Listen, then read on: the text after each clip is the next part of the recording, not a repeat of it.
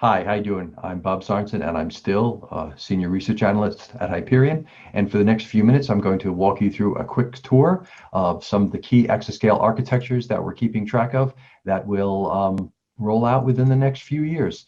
So let's get started.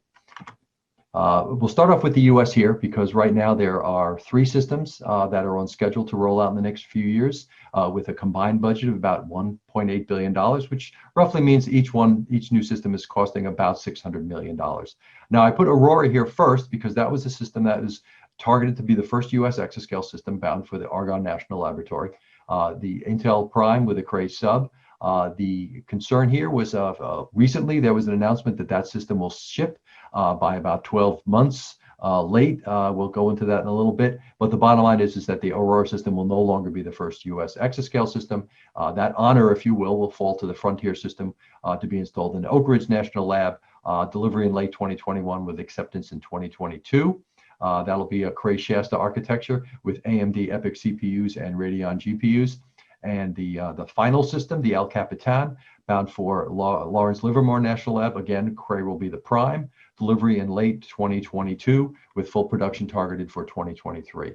Again, Cray Shasta architecture, AMD EPYC processors, and Radeon Instinct GPUs. So let's just quickly focus on what happened with Aurora. In July 23rd, Intel disclosed their delay of their 7-nanometer Ponte Vecchio GPU, which was going to be integrated into Intel Xeon CPUs in Aurora, and that shipment will probably go by at least a year, delaying, as I said earlier, the first available US exaflop system. The compute nodes, 2,400 of them estimated, would be a 2-to-6 CPU GPU ratio with a full-up Intel processor and Intel GPU configurations. The system interconnect, as I mentioned earlier, Cray Slingshot, Dragonfly topology with adaptive routing and a network switch of 25.6 terabit per second switch. Very impressive system as far as Cray is concerned. What you'll see is that, as I mentioned earlier, Cray was the prime or a major contractor on all three using their Shasta architecture and their Slingshot interconnect. So in essence, the three exascale systems in the US is a major win for Cray HPC architectures. I talk here about focus on Frontier.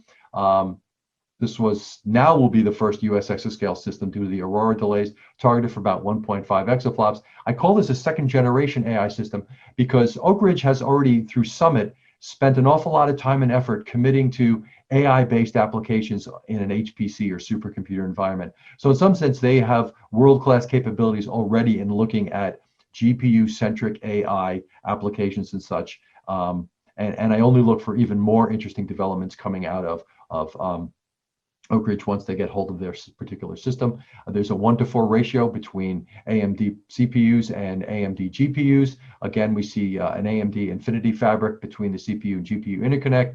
The system interconnect is Cray Slingshot, Shasta architecture. We're looking at about a 40 megawatt system spread out over about 125 racks. Now, if we go to the El Capitan system at Lawrence Livermore, I put here that stockpile stewardship comes first and foremost. Unlike some of the other U.S. government labs within DOE, particularly the Office of Science Labs, the labs that are involved in nuclear stockpile stewardship have a much more constrained and limited series of applications that they must run as part of their mission. And so they're a little less free to experiment with new and interesting architectures and are bound by the requirements of the codes they do have to run. It doesn't say that they are completely disallowed from looking at innovation, but they have a much more constrained workloads, and in some sense that defines some of the architectural risks they could take. Regardless, they still went with the AMD CPU, GPU configuration, interconnects, Cray Slingshot, and such, looking at about a 30 to 40 megawatt power consumption. One of the machines that I find most interesting right now is, even though it's not strictly speaking an exascale system, is the Riken Fugaku system, which was #1 on the June top 500 list, a little over 415 petaflops on a high-performance LinPack. This is basically an ARM-based custom-designed processor by Fujitsu, which has no GPU capabilities. Think of this more as a vector processor on a chip with some very interesting extensions to support high performance. One of the things that Fujitsu likes to talk about, or I should say Fujitsu and Riken, is that the system interconnect, the TOFU D bandwidth, is about 10x the total combined global traffic capability of all the cloud service providers worldwide. This is a very interesting system, and we're looking for lots and lots of interesting applications to come out of it during its long and, I suspect, successful lifetime. Not only does it run enterprise Linux, but I was told by the folks at Architectures, the key here is indigenous capability. China is really trying to flex its capabilities in building not only HPCs, but the component technology that drives those HPCs. So we're anxiously awaiting what happens to come out of China in these systems.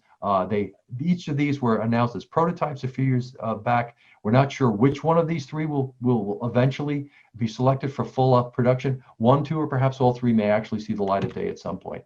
Right now, the EU is looking at lots of interesting diversity in plans.